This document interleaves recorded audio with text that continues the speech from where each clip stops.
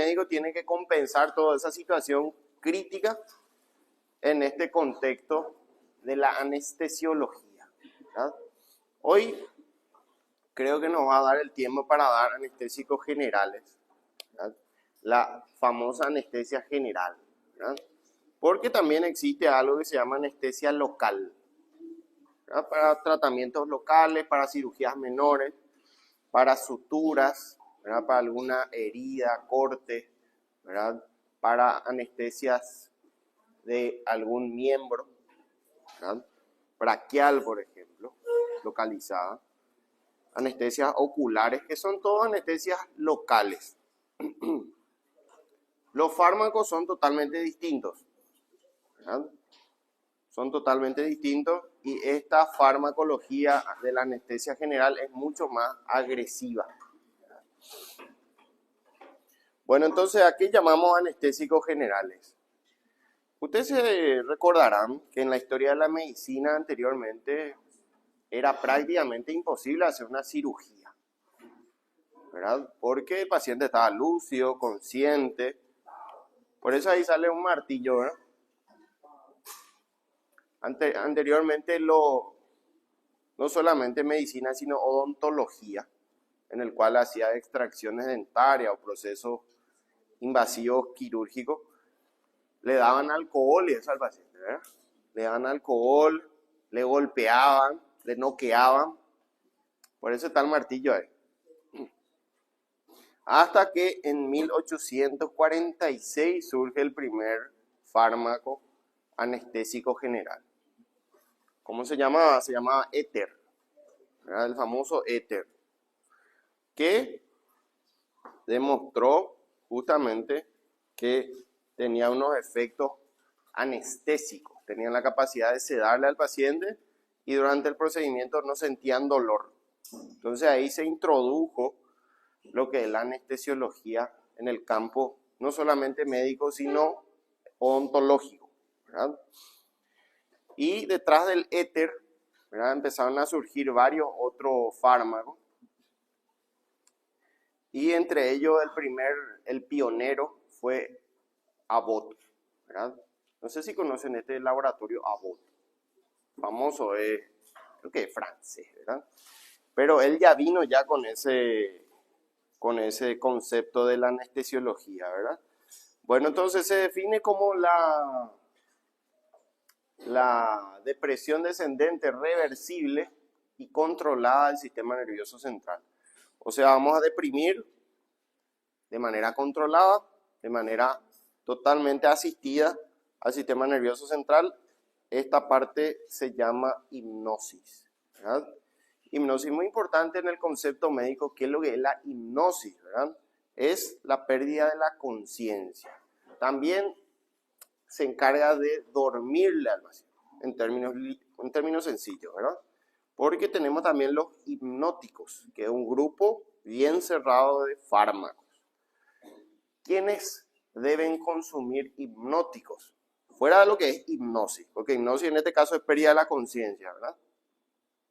Los pacientes que tienen trastornos del sueño, ¿verdad? No pueden dormir. Entonces a ellos le damos hipnóticos. Muchos médicos piensan que las benzodiazepinas, por ejemplo, que uno de los más famosos es el Rivotril, ¿verdad? Es un hipnótico y no es un hipnótico. Es un ansiolítico que tiene un efecto secundario, la hipnosis, ¿verdad? Y vamos a ver, al igual que los opioides, tienen mucha tolerancia y dependencia, ¿verdad? Entonces es peligroso esos fármacos.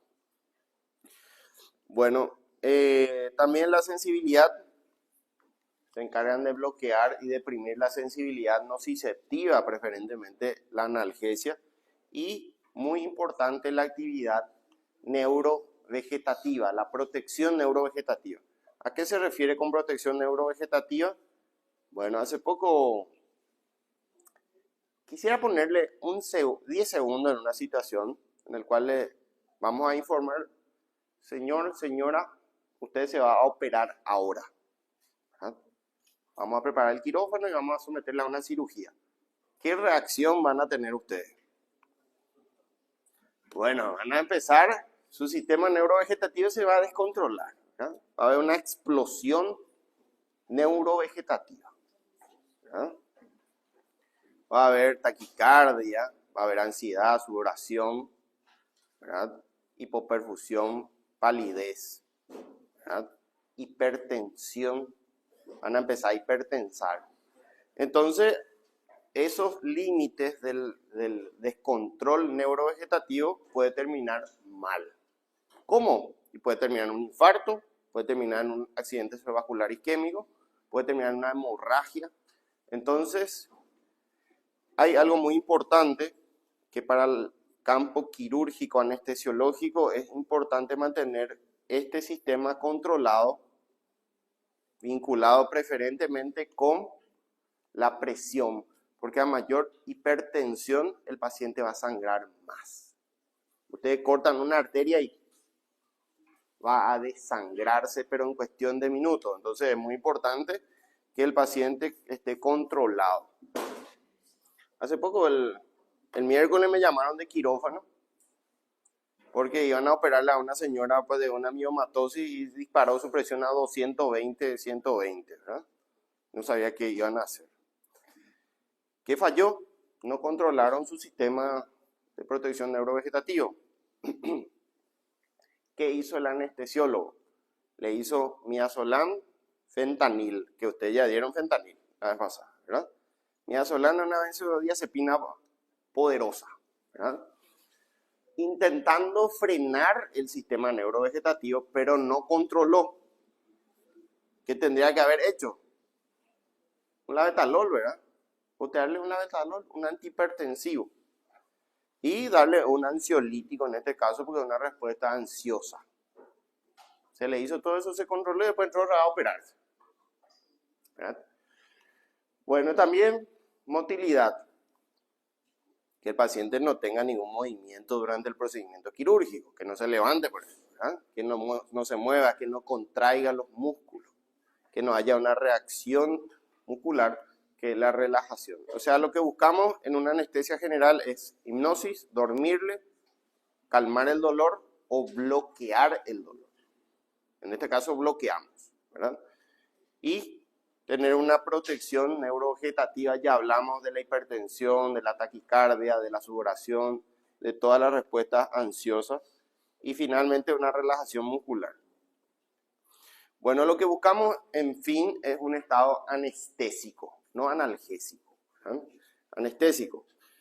Bueno, ¿y qué significa? Se define como resultado de la combinación de diversos efectos farmacológicos, justamente que pueden aparecer por la activación de muchos receptores y mediadores, ¿verdad?, de la transmisión neuronal, dando lugar, ya dijimos, al paciente dormirse, que no sienta dolor, el bloqueo al estrés esté totalmente neutralizado y que haya necesariamente una amnesia.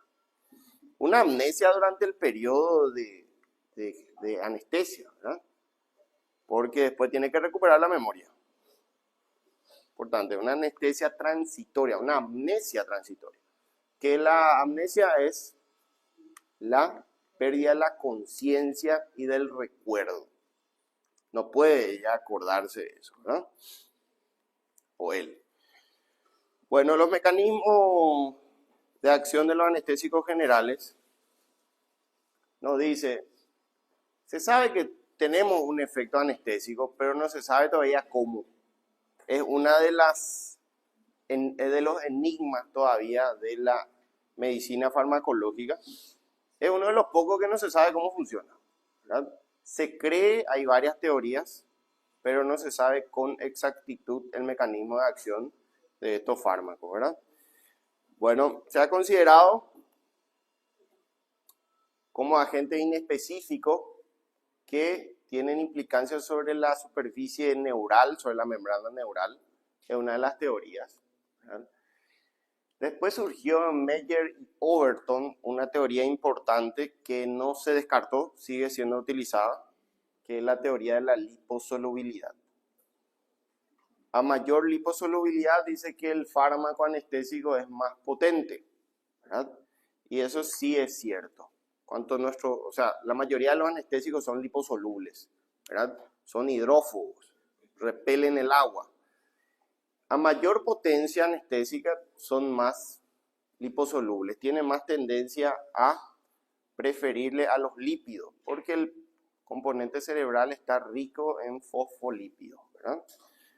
Bueno, entonces esto no está descartado, nos dice que a mayor solubilidad lipídica o liposolubilidad es más potente, pero nos dice que algo se agrega, que en la actualidad se piensa que los anestésicos tienen más implicancia, más participación en la transmisión sináptica, ¿verdad? Que en la conducción de los axones. Bueno, y finalmente, también se cree que actuaría no solamente sobre los lípidos, sino también sobre proteínas y también sobre agentes neurotransmisores, principalmente estimulando los receptores o los neurotransmisores GABA, que son inhibidores, y de NMDA. Y también por participación o bloqueo de iones de calcio y potasio que van a participar preferentemente en la transmisión sináptica, ¿verdad? Bueno, lo que se cree es que generan hiperpolarización, ¿verdad? Hiperpolarización bloqueando esta transmisión de canales iónicos. Bueno, entonces podemos dividir a los anestésicos generales en dos grupos grandes, ¿verdad? Uno que es inhalatoria y otro que es intravenosa, ¿verdad? O sea, olvídense de la anestesia vía oral, no existe, ¿verdad? Vía oral, subcutánea, solamente utilizamos por pulmón o por vía intravenosa, ¿verdad? Es una anestesia invasiva, una farmacología invasiva.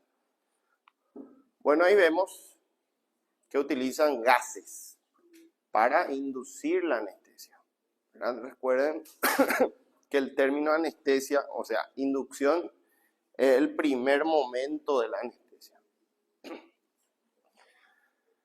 Bueno, entonces, el primer grupo, que son la anestesia general inhalatoria, que ya vino con el éter, ¿verdad? Que eran líquidos volátiles. Uno de los primeros fármacos anestésicos fueron anestésicos inhalatorios, ¿verdad? Uno de los famosos que se utiliza mucho en telenovelas y demás cosas, secuestros, es el cloroformo, ¿verdad? Que seguramente escucharon hablar ya del cloroformo. Ustedes saben que se utilizó en muchos, parece chistoso, ¿verdad? Pero en muchos secuestros utilizan le ponen por un pañuelo, por un paño, y le colocan por la nariz, ¿verdad? Si el paciente se duerme, pero muchos fallecen, ¿verdad? Vamos a ver que el cloroformo es una de las sustancias más hepatotóxicas que existe, ¿verdad? Y aparte es depresor del sistema, depresor cardiovascular directo, ¿verdad? Entonces muchos secuestradores utilizan, pero no saben farmacología, ¿verdad? Y su secuestrado fallece, se muere, ¿verdad? En Paraguay hubo varios casos. Secuestraron a niños, usaban cloroformo y falleció al cual secuestraron, ¿verdad? Bueno, hablamos de lo que es anestesia general inhalatoria. Dice que se absorben por vía pulmonar. Son muy volátiles, tienen la capacidad de evaporarse rápido, ¿verdad? Es una de las cualidades que tienen los anestésicos generales inhalatorios. Como dice ahí, líquidos volátiles en estado gaseoso y mecanismo de absorción por difusión pasiva simple, dice, ¿verdad? A favor de gradiente de concentración, y acá es donde sigue la ley general de los gases, ¿verdad? Normalmente nosotros colocamos el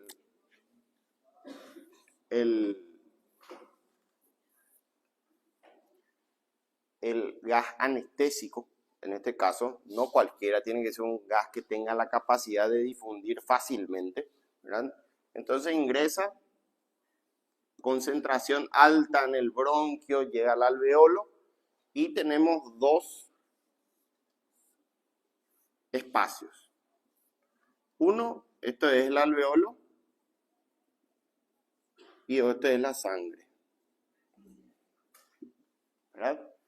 Entonces acá nos dice que existen varios conceptos, ¿verdad? Que para que un fármaco haga efecto rápido necesita que esta concentración sea rápida, equilibrada, ¿verdad? Ese concepto de repartición de concentraciones del espacio 1, o sea, del espacio 1 al espacio 2, y que se equilibren las concentraciones en igual cantidad, porque vamos a suponer que este sea mi concentración del anestésico, se llama coeficiente de partición o de repartición, ¿verdad? Se dice que un fármaco tiene coeficiente de partición, ¿verdad?, rápida, cuanto más liposoluble sea, ¿verdad? O sea que rápidamente va a difundir del 1 al 2 y se van a repartir las concentraciones, cuanto más liposoluble sea, ¿verdad? Ahora, ¿cuál es el problema de la liposolubilidad? Que se desprende más lentamente. Quiere decir que el fármaco va a estar más en sangre por más tiempo y el paciente va a estar mucho más tiempo anestesiado. Esa es la diferencia entre un fármaco liposoluble y uno hidrosoluble, ¿verdad? Bueno, acá nos dice que el vapor o gas se desplaza de un lugar donde su presión parcial es mayor, alveolo, por supuesto, porque ingresa primero por el alveolo, ingresa por la vía aérea, alveolo. Mayor concentración desde el alveolo hacia uno menor. Tiene que distribuirse, necesariamente tiene que pasarle esa información que es concentración farmacológica al segundo espacio que va a ser la sangre, ¿verdad? Al tener concentraciones igualadas, automáticamente se distribuye. ¿Y dónde es su objetivo llegar? ¿Dónde tiene que llegar? Cerebro, ¿verdad? Entonces llega al cerebro rápido. Cuanto mayor sea este índice de distribución, de repartición o coeficiente K, va a ser el fármaco mucho más rápido, que es lo que nosotros queremos, ¿verdad? Cuando le colocan el gas, no sé si ya se sometieron a una cirugía, piensa, ¿qué tal? ¿Cómo te llamas? ¿Verdad? ¿Cuántos años tenés? Ya se durmió ya, ¿verdad? Chao ya, ¿verdad? Después se acuerdan que hablaron un poco con el anestesiólogo, no se acuerdan, una amnesia total, ¿verdad? Bueno, entonces tiene tres fases. La fase pulmonar, que es donde ingresa el fármaco, donde le coloca el médico, ingresa hacia el alveolo, se distribuye, que es nuestro coeficiente de partición, que cada fármaco tiene un coeficiente diferente, y finalmente empieza a caer la concentración y empieza a tener marcha atrás.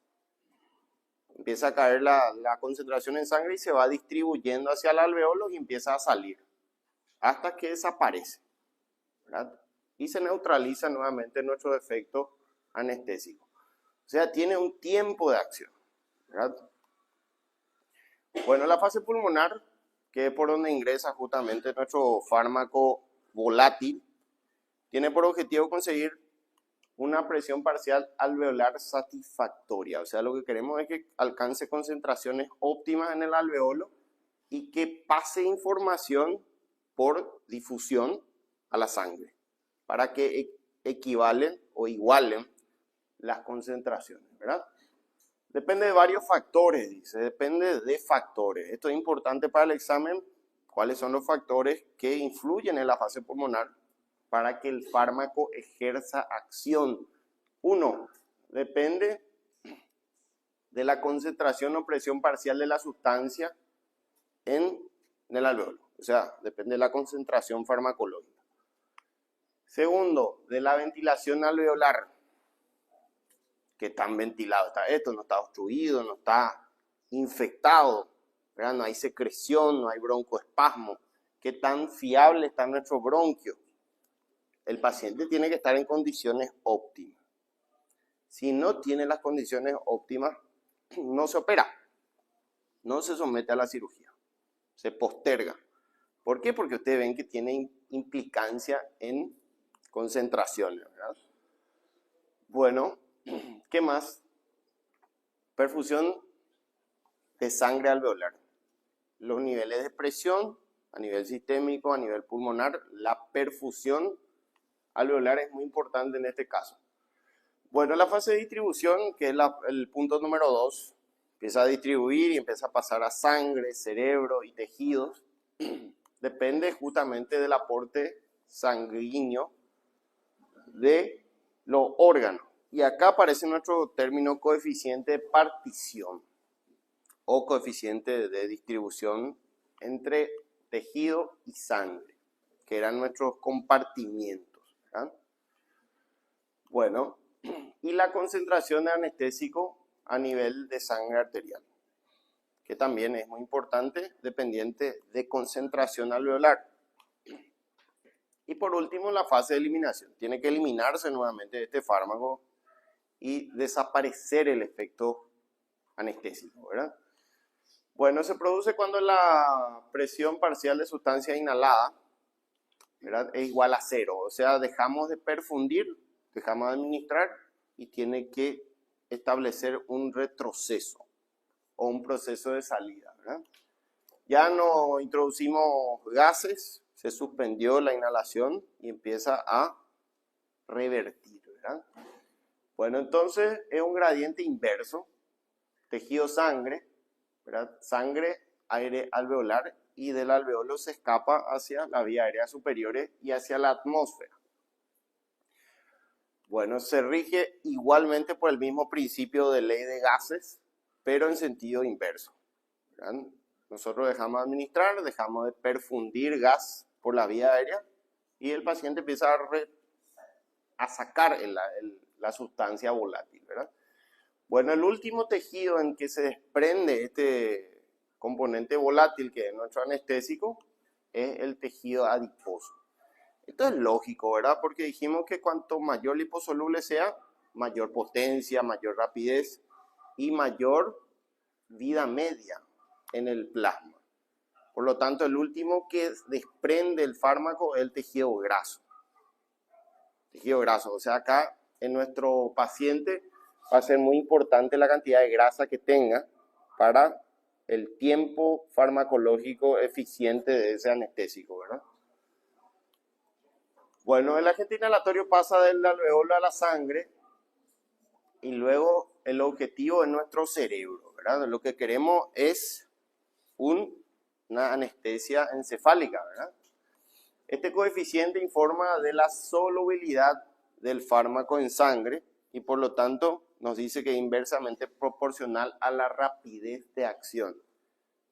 Lo que dijimos, parece un poco complicado esto, pero dice que cuanto mayor liposoluble sea, va a ser más rápido, ¿verdad?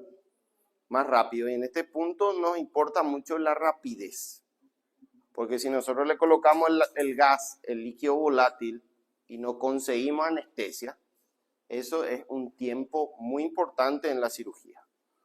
Entonces vamos a preferir usar un inductor rápido, que sea mucho más liposoluble, ¿verdad? Bueno, el tejido cerebral rico en lípidos, por eso tiene su justificación en el cual se dirigen directamente al cerebro, ¿verdad? Entre más liposoluble sea la gente, se retendrá más en el cerebro, ¿verdad? Y en los tejidos grasos. Bueno, entonces hay un término que se llama potencia anestésica, que es justamente el poder que tiene de deprimir el sistema nervioso central, ¿verdad? Tiene 3 posibles interpretaciones cuando se aplica anestésicos inhalatorios.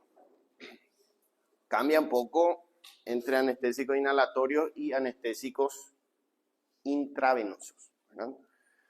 Bueno, 1, la rapidez de comienzo de acción del fármaco, que es nuestra inducción. El término de inducción es esto: ¿qué tan rápido genera anestesia? La potencia es sinónimo de coeficiente de distribución o coeficiente de partición, ¿verdad? Cuanto mayor coeficiente sea, va a ser mucho más rápido y más potente. O sea, va a ser más liposoluble, ¿verdad? Y más hidrófobo.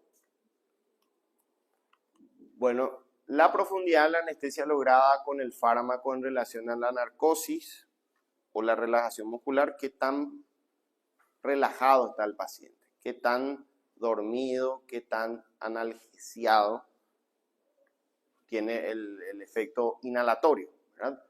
Y tercero, la concentración de fármaco requerida para abolir una respuesta a un estímulo quirúrgico estándar.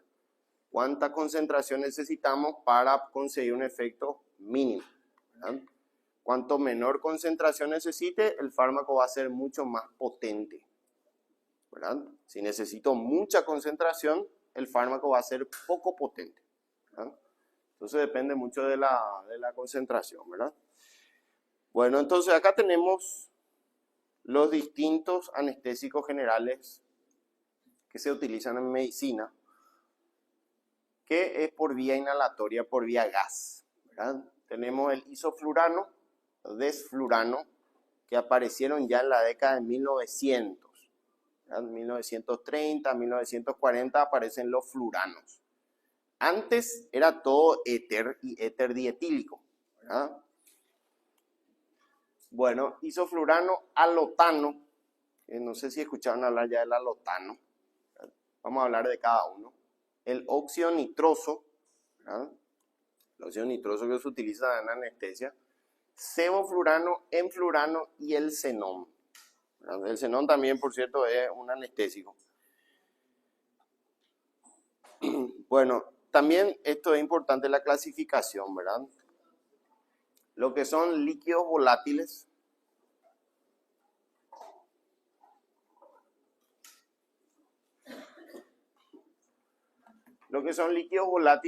simples como el éter dietílico, que fue el segundo anestésico descubierto, justamente por nuestro querido Abbott y compañía.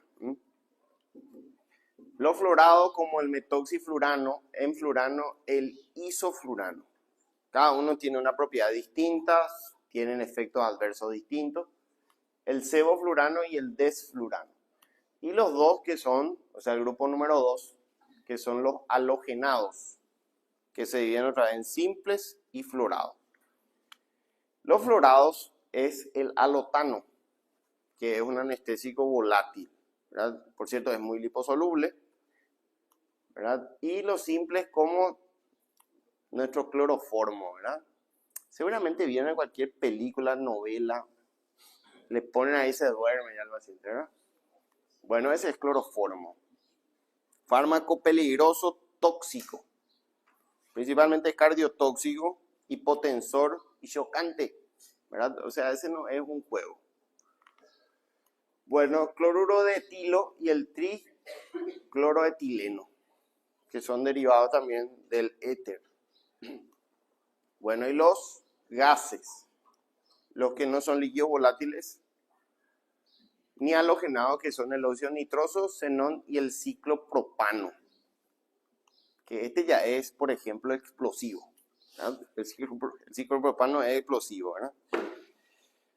Bueno, hablamos de cada uno, como el metoxiflurano.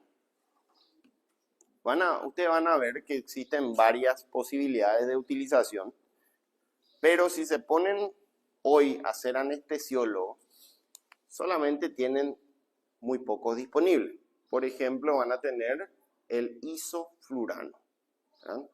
Hay una máquina, más o menos tiene este tamaño, en el cual aeroliza el fármaco, ¿verdad?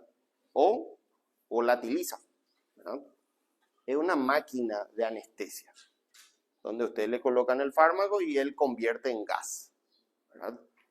Hay otra máquina que es de sevoflurano, ¿verdad? Que se utiliza preferentemente para pediátricos, y también algunos tienen todavía la máquina de óxido nitroso, ¿verdad? Algunos tienen sus complicaciones, ¿verdad? Bueno, vamos a hablar del metoxiflurano, que en ningún momento dije metoxiflurano, no está tan disponible este fármaco. Se caracteriza por producir inducción y recuperación lenta, O sea, nosotros le colocamos, el paciente va a tardar en anestesiarse y se va a recuperar lentamente para colmo, ¿verdad? Bueno, anestesia postoperatoria es satisfactoria, la analgesia. La analgesia postoperatoria. Después de la cirugía no le va a doler por un largo periodo de tiempo. Sería un beneficio, ¿verdad? Disminuye la necesidad de administrar analgésico en dichos periodos. Después de una cirugía es necesario ponerle a nuestro paciente un analgésico potente porque le va a doler. En este caso no es necesario porque el efecto post-farmacológico anestésico o analgésico es largo. Sin embargo, ¿qué fármaco utilizarían para calmar el dolor postquirúrgico? Puede ser un ketorolac, pero puede quedar corto, ¿verdad? Porque acuérdense que es un corte, una herida enorme, supongamos, ¿verdad? Un opioide, ¿verdad? Por lo menos por el periodo agudo, más o menos un 48 horas de opioide, después reemplazamos por un AINES, ¿verdad? Principalmente por la dependencia y la tolerancia, ¿verdad? Bueno, tiene una acción nefrotóxica, eso es algo peculiar, puede afectar el riñón y también esto se justifica porque libera fluoruro y el flúor, ustedes saben, lo que es componente de flúor, son muy tóxicos, ¿verdad? Entonces, este principal efecto nefrotóxico fue lo que limita el uso del metoxiflurano hoy. Por eso no mencioné en ningún momento metoxiflurano. Bueno, el isoflurano, ustedes ven que es medio púrpura, lila, es su caja, ¿verdad? Viene en una botella cerrada y viene polarizada. Ven que tiene tipo polarizado, es oscuro. Es sensible a la luz, o sea, no puede tener contacto con la luz ultravioleta. Tiene que estar aislada, ¿verdad? Y nos dice luego que este color es universal. No hay un isoflurano naranjado. ¿Verdad? Todos son del mismo color porque la máquina es de ese color, para que no se confunda nuestro anestesiólogo, ¿verdad? Viene ya con un color universal, el isoflurano. El sevoflurano, por ejemplo, viene color amarillo universal. No hay un sevoflurano rojo, por ejemplo, ¿verdad? Entonces esto ya les configura todos los laboratorios de un prototipo de color. Bueno, el isoflurano es el anestésico volátil más utilizado del mundo, ¿verdad? Es el que van a encontrar más, el que se va a utilizar más, porque por supuesto es el más efectivo. Bueno, es un líquido volátil estable, ¿verdad? Y la inducción y la recuperación son rápidas. En este punto es muy importante, dijimos que tan rápidos son y que rápido se desprende. Esa es una de las ventajas más importantes del isoflurano. Rápida inducción, se duerme muy rápido, se desconectan y se analgesian rápido, ¿verdad? Bueno, disminuyendo la resistencia vascular periférica también. Esto no es una ventaja, produce hipotensión, produce vasoplejía. Y nos dice, es un vasodilatador periférico y coronario, por lo tanto está indicado en pacientes con algún tipo de cardiopatía o con algún riesgo cardiovascular aumentado. ¿Verdad? Pacientes ya de edad avanzada, hipertenso, diabético, dilipidémico, con antecedentes de infarto, sería el prototipo ideal para utilizar en estos pacientes. Pero recuerden que es vasodilatador periférico, o sea, va a producir hipotensión. Va a producir hipotensión. O sea, estos pacientes van a estar monitorizados. En caso de descenso, ¿qué van a hacer si el paciente baja la presión? ¿Cómo tendría que actuar un anestesiólogo y decir, mira, pues, mi presión está cayendo? Muy bien, suero, ¿verdad? Darle volemia, darle hidratación, ¿verdad? Normalmente ellos juegan con cargas, ¿verdad? Le hace una carga rápida de 300, 500 y trata de elevar la presión, ¿verdad? Es un efecto esperado. Siempre pasa esto en una cirugía. sea, por eso, generalmente después de una cirugía, están un poquito más gordos. Porque se pasaron la raya con los líquidos, ¿verdad? 3.000, 5.000 ml de suero fisiológico le envían, ¿verdad? Porque luchan con su presión, ¿verdad? Bueno, no sensibiliza el miocardio a las catecolaminas, no es un sensibilizante al sistema simpático. Y dice, proporciona una buena relajación muscular, es una ventaja. El paciente está totalmente planchado, ningún reflejo, ningún movimiento. No tiene acción convulsivante, no es un desequilibrante a nivel cerebral de las corrientes eléctricas. No es hepatotóxico ni nefrotóxico como nuestro compañero metoxiflurano. Y también hablamos del cloroformo, ¿verdad? Se metaboliza en un 99% de los pulmones, o sea, se elimina totalmente el pulmón, no utiliza riñón ni hígado y puede originar hipertermia maligna, puede, pero es muy baja la proporción. Y como le dije, es el más utilizado. En toda la anestesia, estos son los fármacos más utilizados como anestesia inhalatoria. Bueno, después tenemos el deflurano, inducción y recuperación de la anestesia, que es algo importante, dijimos ya en la anestesia, es más rápida, incluso que el isoflurano. Pero tienen problemas, por eso no le dieron la ventaja del más utilizado. Es depresor cardiorrespiratorio, un problema de depresor cardiorrespiratorio, no es nefrotóxico como el metoxi, ni hepatotóxico. El problema que tiene es que es muy desagradable, tiene un olor picante, molesto y es irritante en las vías respiratorias, puede provocar tos, laringoespasmo y salivación durante la cirugía. Entonces hubo muchas complicaciones, induce el broncoespasmo, el asma, el EPOC. Entonces en pacientes con patologías pulmonares totalmente contraindicado. Y aparte esta salivación puede comprometer la vía aérea. Bueno, deprime el sistema nervioso central y aumenta la presión intracraneana. Por supuesto, tiene que deprimir el sistema nervioso central para que se comporte como un anestésico, pero el efecto adicional es que es hipertensor intracraneal, produce vasodilatación cerebral. Entonces ahí en procesos cerebrales, tumores, lesiones, traumatismo, este fármaco no nos va a ayudar absolutamente en nada, ¿verdad? Disminuye el volumen corriente pulmonar e incrementa la frecuencia respiratoria. O sea, es algo negativo sobre la función pulmonar central. Entonces el deflurano queda desplazado, no tiene muy buena ventaja. Viene en un color azulado, ¿verdad? También es un prototipo de su color. Bueno, acá tenemos el amarillo, ¿verdad? Su máquina luego es amarilla y llama la atención. Cuando entren en un quirófano se van a acordar.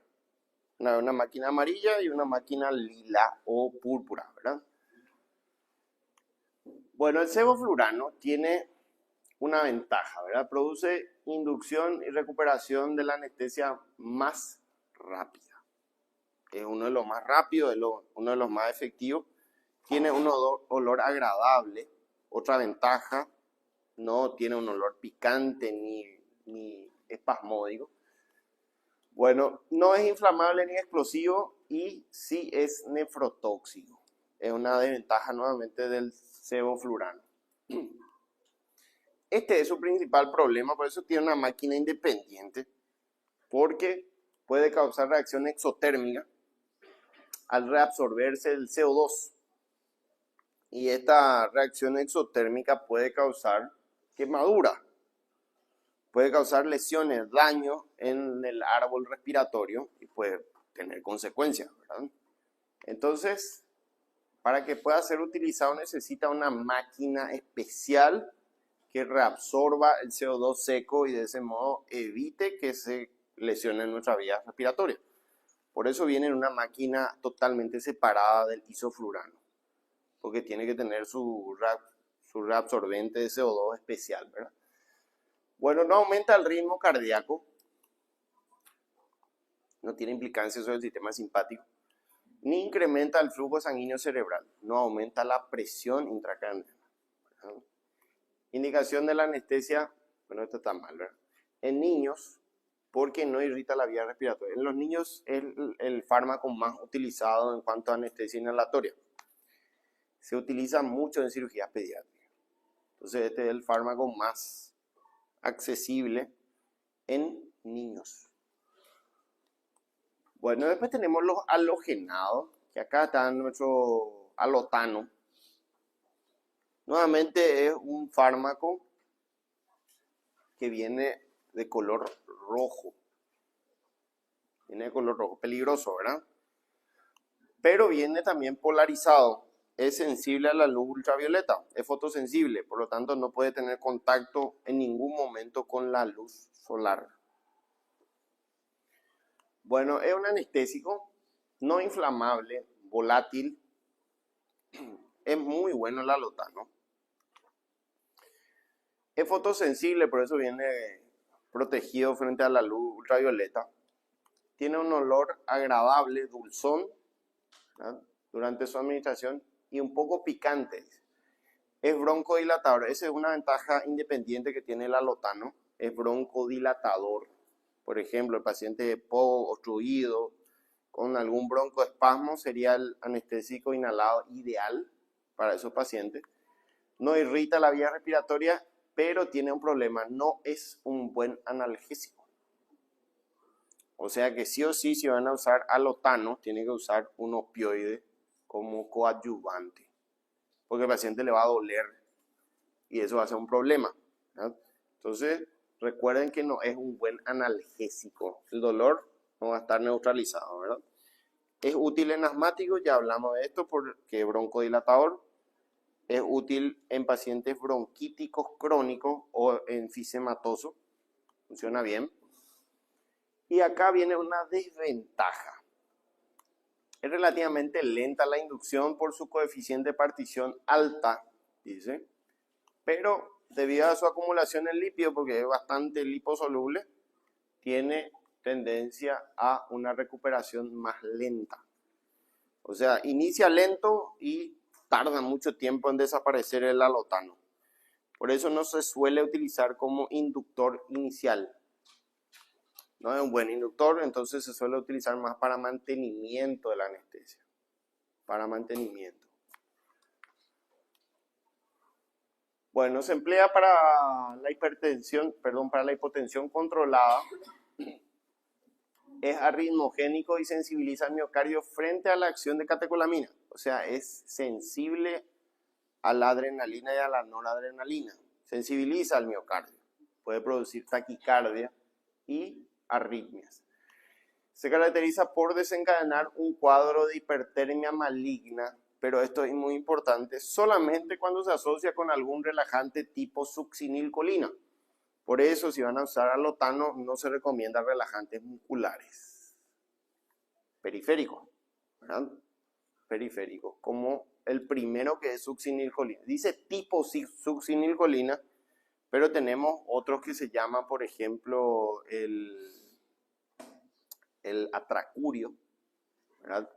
El pancuronio, que se utiliza muchísimo en anestesiología. Entonces, ninguno de ellos pueden utilizar, si utilizan alotano, porque va a subir la temperatura a niveles tan altos como 41, 42 grados de fiebre. Y puede provocar un daño, ¿verdad? Bueno, ¿qué les parece? Estos analgésicos, mejor dicho, relajantes musculares periféricos, son más peligrosos que los centrales. Son mucho más peligrosos, ¿verdad? Porque produce relajación total de los músculos esqueléticos, incluso de la caja torácica, ¿verdad? Sin embargo, los relajantes centrales no tienen ese efecto bloqueador. Bloquean la placa neuromotora, bloquean totalmente y producen una flacidez, ¿verdad? Producen una flacidez. Bueno, también es hepatotóxico y un potente relajador uterino. O sea, en procesos de parto, por ejemplo, no va a ser un buen aliado. potente depresor del sistema nervioso central y aumenta la presión intracraneana. El alotano hasta ahora no tiene mucha ventaja. Es un inductor lento, dura mucho tiempo, no tiene un efecto analgésico, es hepatotóxico, aumenta la sensibilidad a las catecolaminas en el corazón, produce taquicardia, produce arritmias, ¿verdad? Puede producir hipertensión, o sea, hipertermia maligna si asociamos con algún tipo de relajante muscular periférico. Y está indicado para qué. El mantenimiento de la anestesia general y en anestesia pediátrica.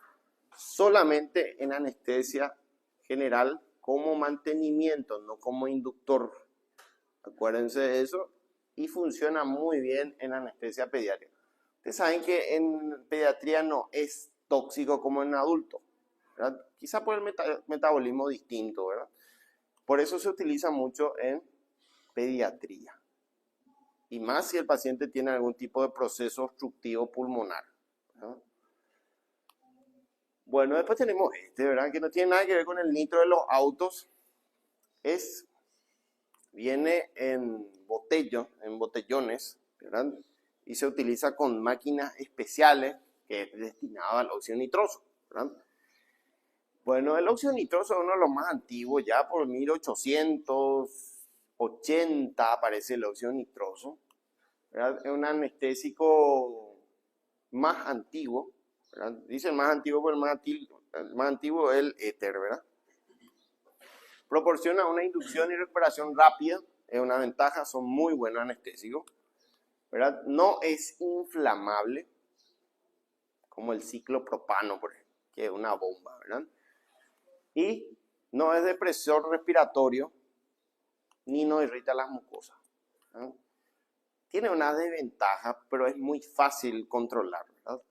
Al despertar, al paciente desprenderse y empezar a salir del espacio 2 al 1 y salir de acá hacia las vías respiratorias, dice que se mezcla el oxígeno con el óxido nitroso y su sustitución con el aire ambiental, ¿verdad? Puede causar una anoxia transitoria, que se llama anoxia por difusión. Cuando el fármaco se empieza a retirar, hay un espacio muerto en donde el paciente sufre una hipoxia, ¿verdad?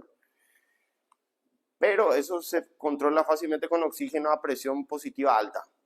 O sea, ustedes cuando les prenden del óxido nitroso ya le ponen el oxígeno a presión positiva, a presión alta, y se compensa esa anoxia con oxígeno, ¿verdad? Pero tienen que ponerle el oxígeno, no que se olviden, ¿verdad? El óxido nitroso es un buen analgésico, esa es una de las ventajas independientes que tiene el nitroso, es analgésico potente. O sea, si bien es necesario siempre utilizar un opioide, esto ya actúa de manera independiente como analgésico. Sí tiene un poder teratógeno, por eso no se recomienda en pacientes gestantes, ¿verdad? Y se utiliza combinado con anestésicos halogenados, ¿verdad? Y opioides en la inducción y en el mantenimiento de la anestesia general. Por eso, nuevamente se suele utilizar en conjunto con opioides. Por supuesto, el opioide más utilizado en anestesia, ¿cuál es? Fentanil. Siempre va a ser el fentanilo o fentanil, ¿verdad? Son 125 veces más potente que la morfina. O sea, el más potente vamos a elegir, ¿verdad? Bueno, entonces el óxido nitroso queda como una muy buena opción. Hasta hoy en día se sigue utilizando, ¿verdad? Bueno, la anestesia intravenosa cambia el modo de distribución, ¿verdad? Se diferencia de la anestesia inhalatoria en los siguientes aspectos. No tiene la fase pulmonar, no tiene esta fase en la cual hay un coeficiente de partición sangre-gas o gas-sangre, y la unión a proteínas plasmáticas. En este caso, estos fármacos se unen a proteínas plasmáticas para viajar por el torrente sanguíneo. Y también la ionización, que puede desencadenar un papel importante en la distribución y eliminación de los fármacos. O sea, sufren un metabolismo de distribución y metabolismo de distribución. Bueno, gran parte de estas sustancias se transforman en el organismo, se metabolizan, originando metabolismos activos, metabolitos, ¿verdad? Y finalmente, el efecto anestésico depende de fenómenos de metabolismo, de biotransformación, de distribución, de eliminación urinaria, y algunos se redistribuyen otra vez, ¿verdad? O sea, cambia totalmente nuestra perspectiva cinética. Bueno, presenta un inconveniente que es menos controlable que la anestesia inhalatoria en caso de sobredosis. ¿Por qué? Porque ustedes acá están asistiendo con gas inhalatorio, ustedes le retiran y el fármaco desaparece, pero en cuestión de minutos. Sin embargo, una vez que introducen en sangre, esto se descontrola y lo vuelve notablemente más peligroso, ¿verdad? La gran ventaja de la anestesia intravenosa es la comodidad. Ustedes le colocan una vía y empiezan a manipular la infusión. Y supone que el enfermo, o sea, la comodidad que supone para el enfermo o el paciente, la rapidez con que se establece la inducción anestésica. Es un poco más rápido que el inhalatorio, ¿verdad? Bueno, el anestésico intravenoso se define como la velocidad de infusión mínima, a diferencia de los gases.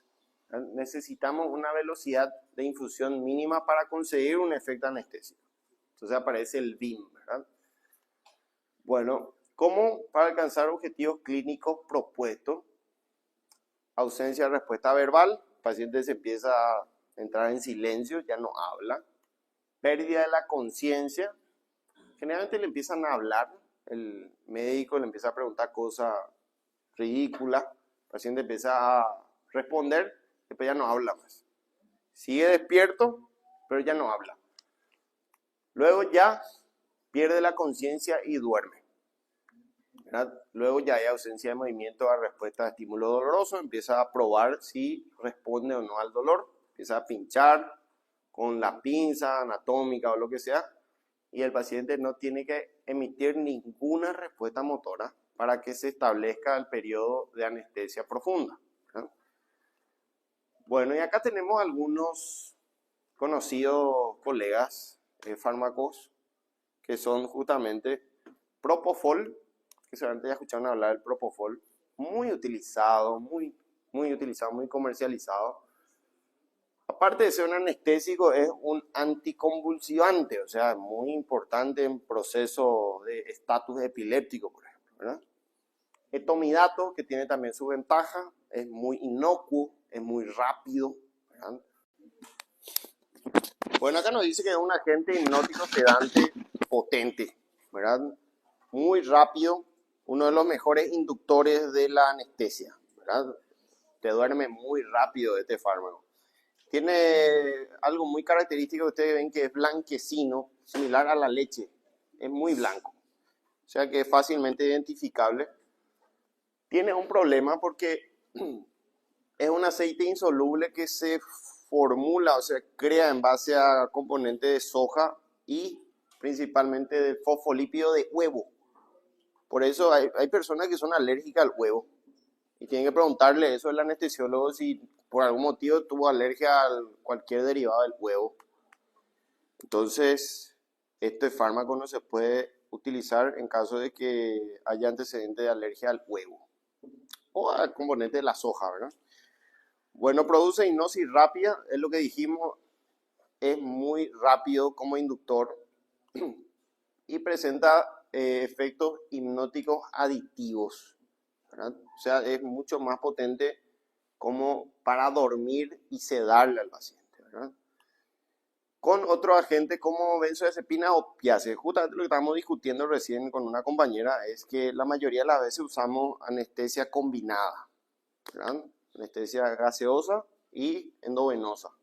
Se llama anestesia general balanceada, ¿verdad? Entonces el médico utiliza los dos componentes. Bueno, tiene un problema, es depresor cardiovascular, produce hipotensión, produce bradicardia, produce disminución del gasto cardíaco y puede producir disminución, como dije, de la presión y de la frecuencia, ¿verdad? Algo característico. La mayoría de los fármacos, casi todos, producen hipotensión, excepto algunos que producen lo contrario, ¿verdad? Pero la mayoría producen hipotensión, shock, colapso, bradicardia, disminución del trabajo cardíaco. Por eso siempre tenemos que vigilar la presión de inicio de anestesia. Es conveniente que nuestro paciente esté ligeramente hipertenso porque la reacción esperada es que baje la presión, ¿verdad? Bueno, tiene una acción anticonvulsivante, como les dije, funciona. Dentro de poco vamos a ver lo que es farmacología de la convulsión, ¿verdad? Ustedes saben que son descargas irregulares en el cerebro de manera generalizada o localizada. Pero hay una entidad, una enfermedad, un cuadro clínico que se llama estado epiléptico o estatus epiléptico. Depende de dónde lean, ¿verdad? Una persona que convulsiona por más de 30 minutos, sacudiendo en el piso y no hay cómo interrumpirlo, ¿verdad? El único fármaco que podría beneficiar al paciente es este, ¿verdad? O sea, un anestésico se convierte en una terapéutica de la convulsión. O sea, este paciente que está convulsionando va a tener que ser anestesiado, dormido y intubado, ¿verdad? Entonces, este fármaco se maneja o se indica en casos de estados epilépticos. Bueno, el perfil farmacocinético del propofol se caracteriza por una rápida distribución. Bueno, sabemos lo que se utiliza por vía endovenosa, es rápido y tiene también un problema que es su metabolismo es muy ligero, muy rápido, ¿verdad? Y también un retorno lento del compartimiento periférico. O sea, la vida media de este fármaco no es muy prolongada, por lo tanto, en caso de anestesia generales necesitan infusión continua para mantener un estado permanente de anestesia. Bueno, ¿dónde se metaboliza? En el hígado, nuevamente, y se elimina por orina.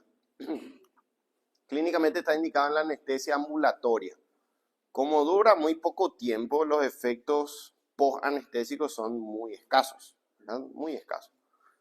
Tiene efectos antieméticos. ¿Se recuerdan, por ejemplo, la vez pasada hablamos de los opioides, que se utilizaban también en la anestesia general? Son depresores del sistema nervioso central, son hipnóticos, pero tienen un problema, producen emesis, producen vómito y puede haber complicaciones relacionadas al broncoespasmo o broncoaspiración durante la anestesia. Sin embargo, este fármaco es antiemético de manera independiente, ¿verdad? Antipruriginoso y también el que ya mencionamos que usamos mucho en estado epiléptico o estatus. Bueno, el dolor durante la inyección es su efecto adverso más esperado. Duele mucho. Duele mucho. Por lo tanto, se suele iniciar la inducción con un gas y luego se administra el propofol por vía endovenosa para paliar ese efecto doloroso, ¿verdad?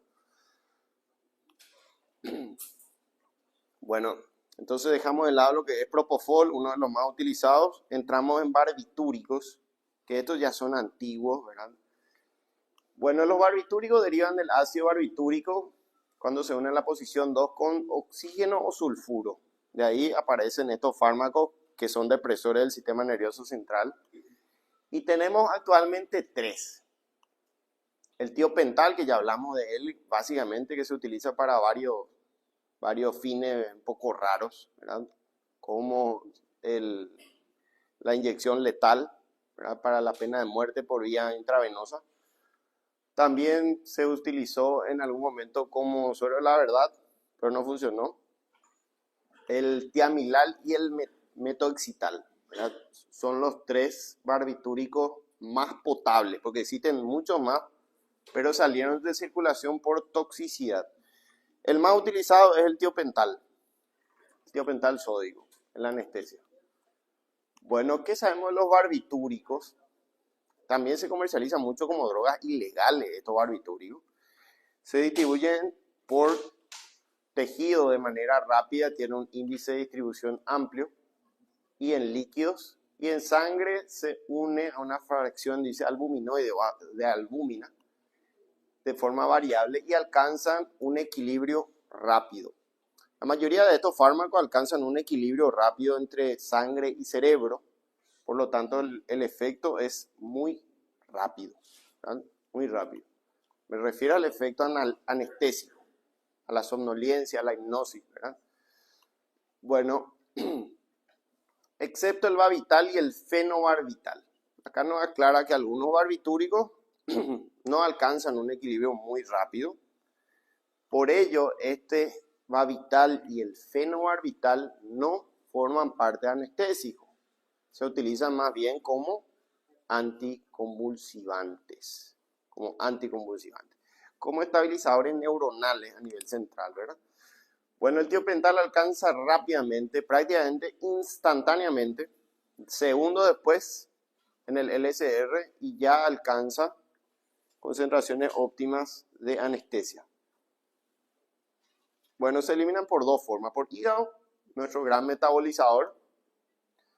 Los de acción breve utilizan el hígado como mecanismo metabólico.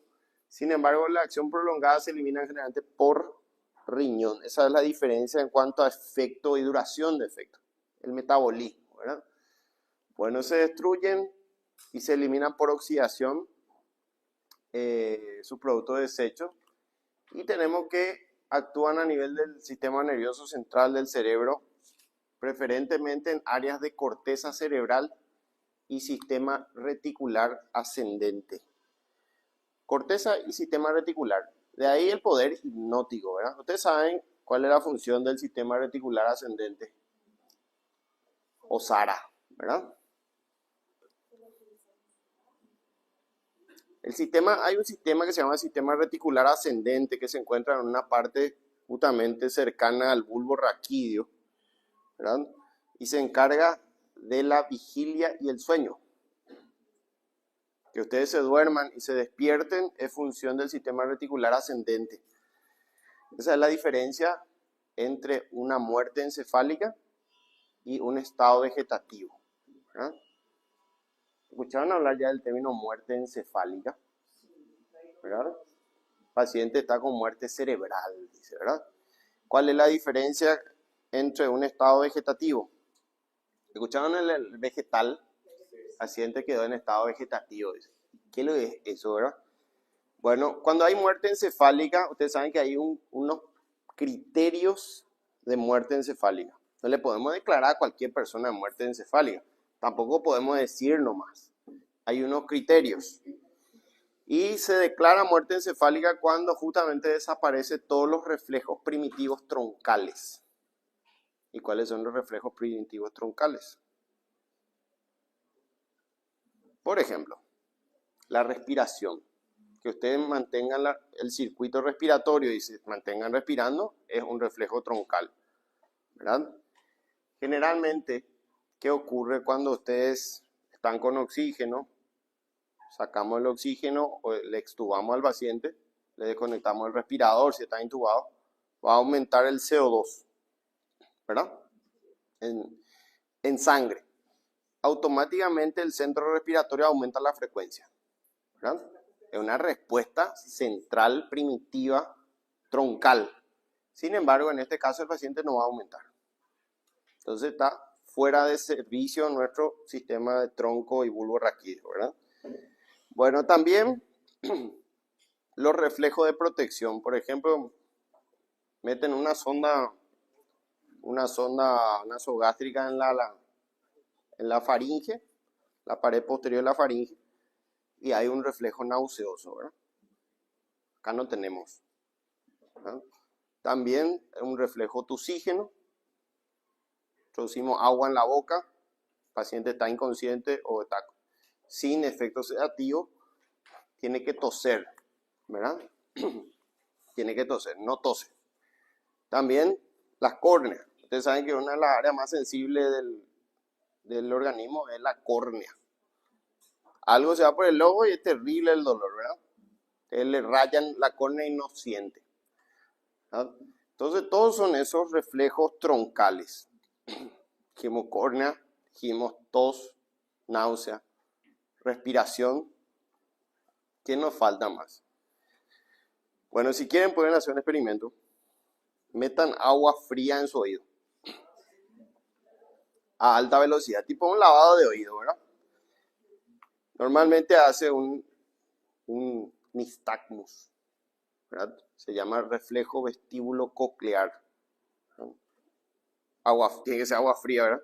Entonces hay un nistagmus. Eso no existe también, es un reflejo primitivo. Entonces, perdón, esos pacientes, una vez que tenemos ausencia de cada uno de ellos, se declara muerte encefálica, ¿verdad?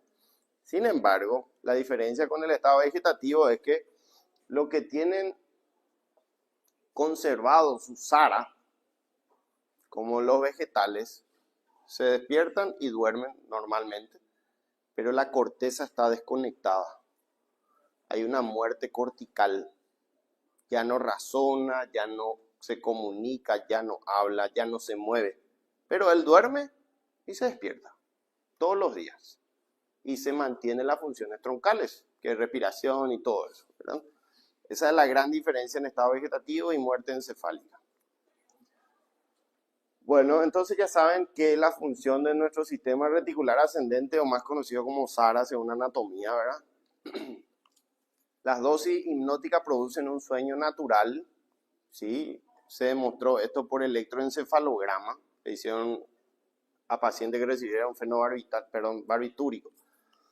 Y el electroencefalograma arrojaba tipo un sueño REM. Bueno, no tiene acción analgésica, eso es importante. Sí o sí tenemos que combinar con un opioide para que no nos compliquemos. Y en presencia de dolor intenso puede producir agitación y delirio. Es un problema de los barbitúricos. Por ejemplo, un corte a nivel de la piel o de órganos puede desencadenar un estado de agitación. Bueno, puede prevenir convulsiones. Los barbitúricos son muy buenos anticonvulsivantes. A nivel del sistema nervioso autónomo puede producir hipertonía vagal, ¿verdad? También inhibe la transmisión sináptica. Y a nivel cardiovascular, dosis baja, puede haber hipotensión. Nuevamente otro fármaco que se agrega, hipotensor, bradicardia y cardiodepresión. Por eso siempre hay que vigilar el estado hemodinámico de nuestros pacientes si utilizamos todos los anestésicos generales, excepto, vamos a ver cuál no produce hipotensión y produce hipertensión.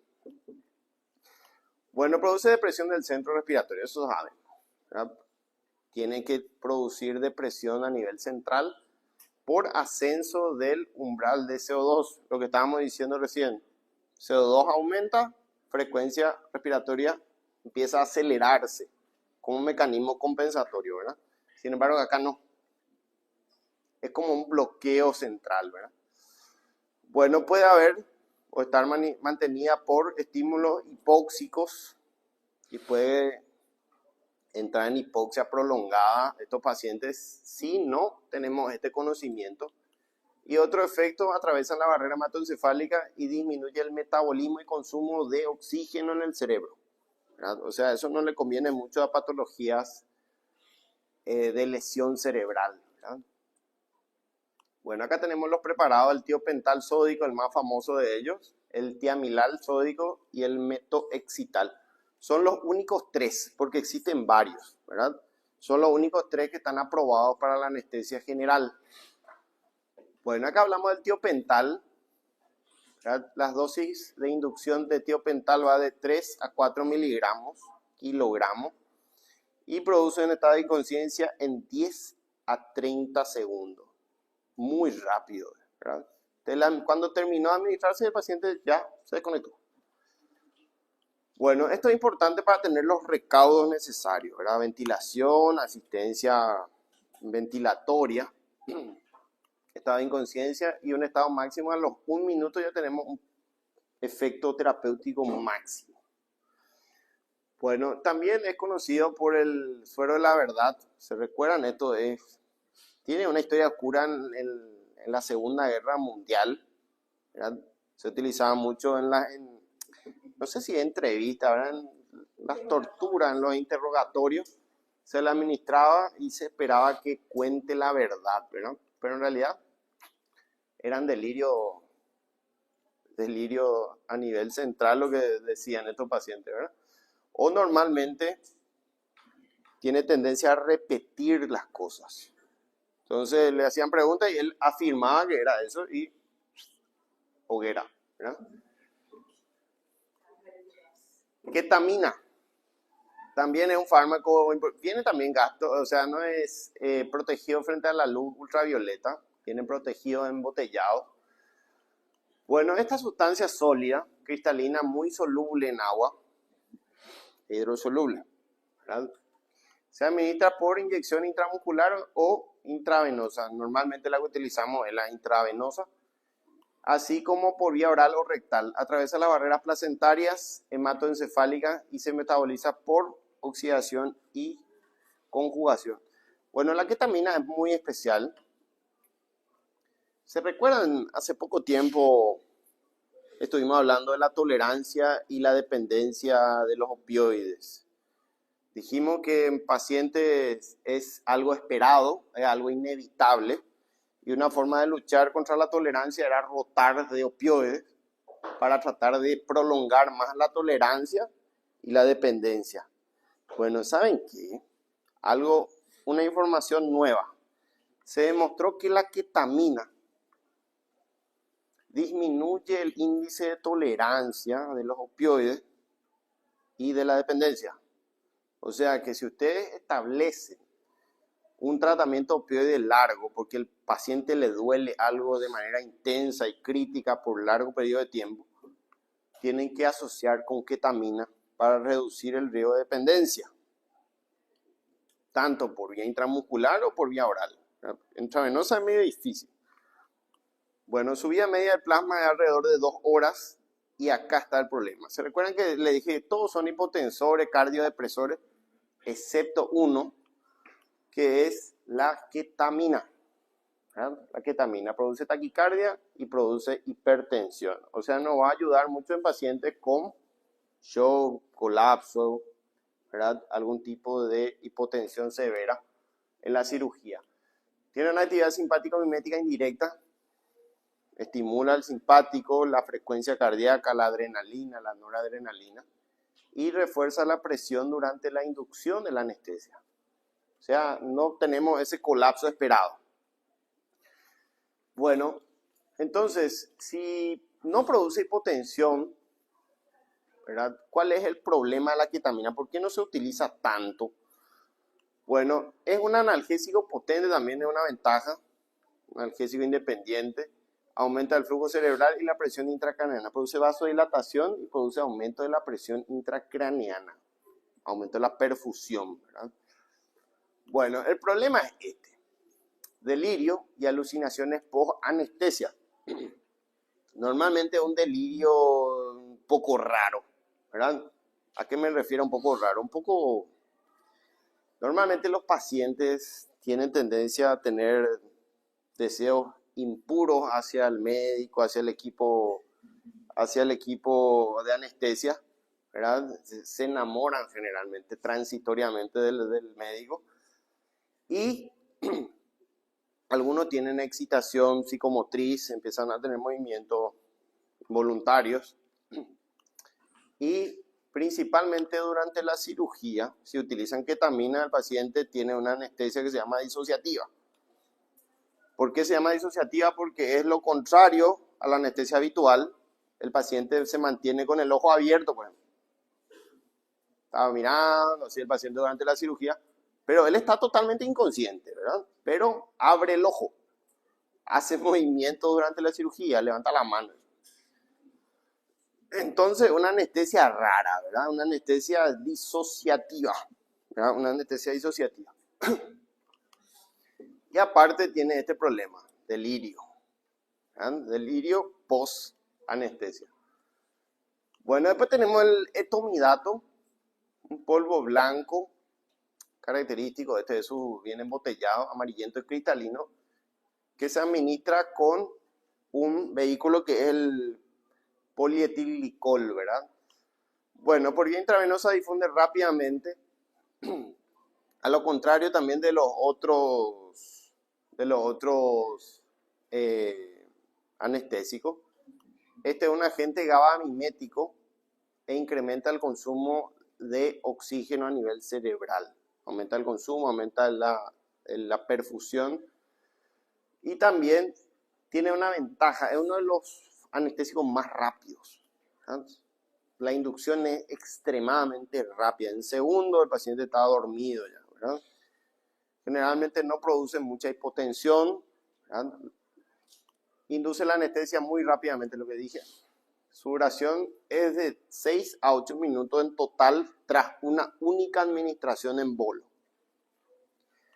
Bueno, carece de actividad analgésica. A diferencia de la ketamina, que es analgésico, esta no tiene. O sea, sí o sí hay que asociar con un analgésico, ¿verdad?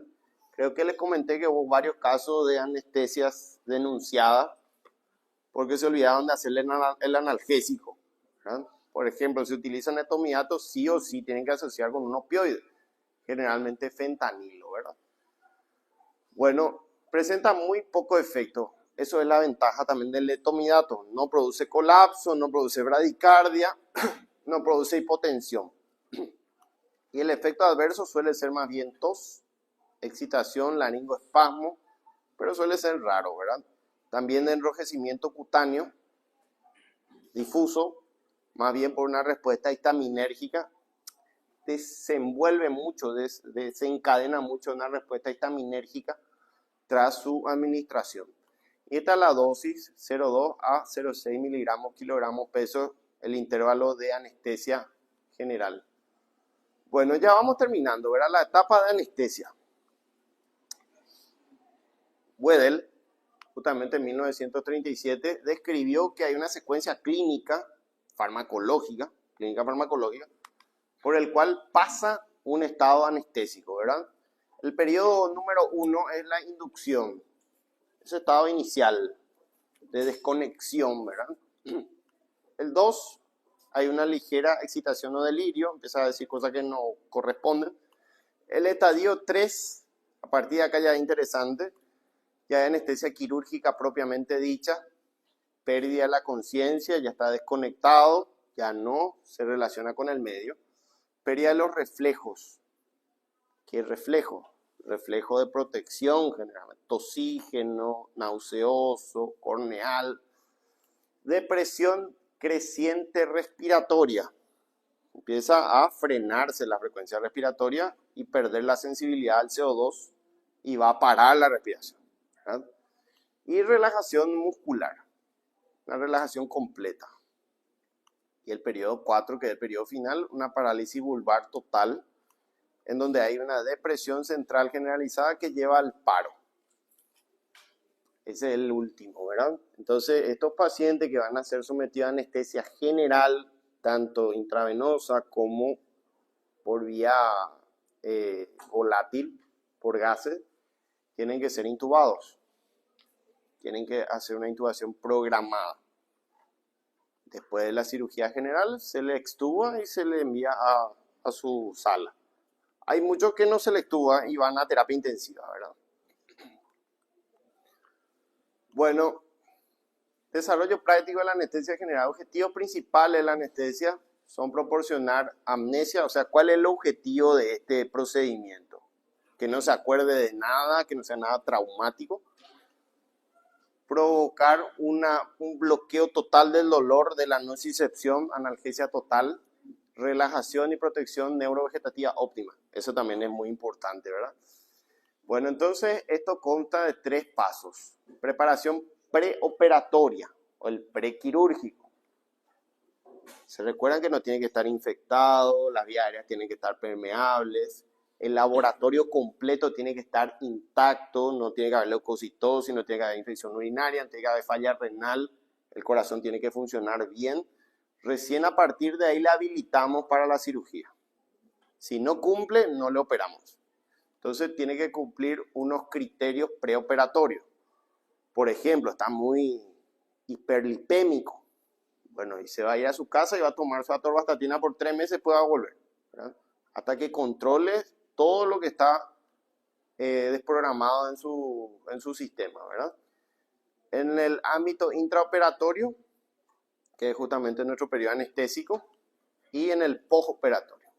¿Cuáles son las complicaciones, los eventos postquirúrgicos? Bueno, y por último, estos son los tipos de anestesia que van a encontrar, ¿verdad? Monoanestesia. Solamente utilizamos uno. Por ejemplo, algo que sea anestésico y analgésico al mismo tiempo. Un fentanilo, por ejemplo, ¿verdad? O un propofol. Anestesia generada balanceada es la que más se utiliza. Combinación de gases con intravenoso. Por ejemplo, un isoflurano con un opioide. ¿Verdad? Bueno, anestesia intravenosa total. Por ejemplo, usamos solamente propofol o solamente ketamina. ¿Verdad? Anestesia con inducción y mantenimiento inhalatorio total. Inducen y mantienen de manera permanente con gas. Esa no es tan recomendable, pero es una opción, ¿verdad? Luego tenemos algo raro que se llama neuroleptoanestesia o neuroleptoanalgesia, depende de qué utilicen. Neurolépticos son justamente antipsicóticos para el tratamiento de la esquizofrenia, de la psicosis. Vamos a dar eso más adelante, ¿verdad?